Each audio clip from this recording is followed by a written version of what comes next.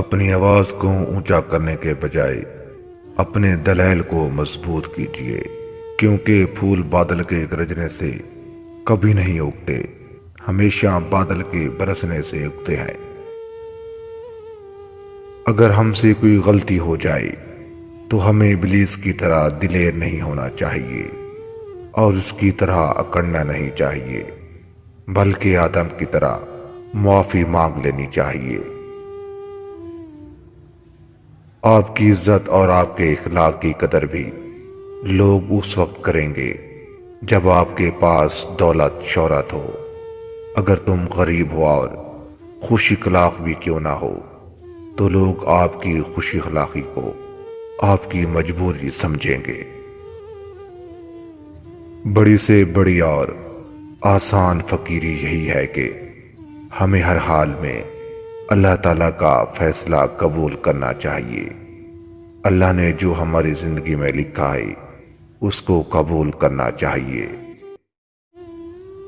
یہ تین انسان ہمیشہ تین چیزوں سے محروم رہتے ہیں: غصے والا انسان صحیح فیصلے سے، جھوٹا انسان اپنی عزت سے محروم رہتا ہے، اور جلدی کرنے والا اپنی کامیابی سے محروم ہو جاتا ہے۔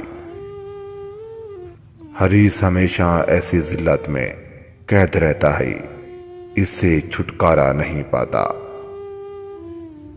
غرور نہایت ہی موذی ساتھی ہے۔ حرص اور خواہش پرستی ایک پوشیدہ بیماری ہے۔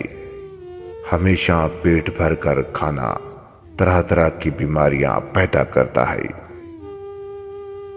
زیادہ نافع چیز پرہیزگاری اور زیادہ مضر چیز لالچ اور طمع ہے۔ بہترین ذخیرہ ہدایت اور سب سے زیادہ مضبوط جائے پناہ پرہیزگاری کی ڈھال ہے۔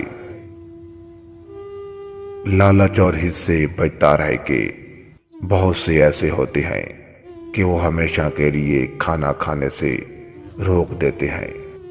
دل لبی زیادہ ہنسی مذاق اور بیہودہ بک جھک سے پرہیز کرو۔ سردار وہ ہے جو کسی سے دھوکہ فریب نہ کرے اور لالچ کے فریب اور داؤ میں نہ آئے۔ حرص بدبختی اور ذلت کا باعث ہے۔ لالچ آدمی کو کسی چیز کے پاس صرف لالچ لے جاتی ہے، مگر کامیابی کے ساتھ واپس نہیں کرتی، اور یہ ایسا ضامن ہے جو وفا نہیں کرتا۔